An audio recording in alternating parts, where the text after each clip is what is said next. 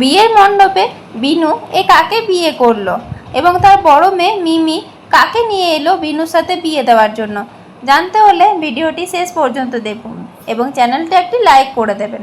হ্যাঁ বন্ধুরা, ঠিক বিয়ের সময় বিয়ের মণ্ডপে মিমি নিয়ে এলো তার নতুন মাকে। সে বলে, আমি এই বিয়েতে রাজি হয়েছে ঠিকই, কিন্তু আমার পছন্দ করা মেয়ের সাথে বাবাকে বিয়ে করতে হবে, অন্য কারোর সাথে না। এদিকে সিজার দিদি তো রেগে উৎপাত যে কার সঙ্গে বিয়ে হতে চলেছে, সে তো তাহলে হীরের ব্যবসার মালকিন হতে পারবে না। বিনু শুধুমাত্র রাজি হয়েছিল বেবির জন্য এই বিয়েটা করায়।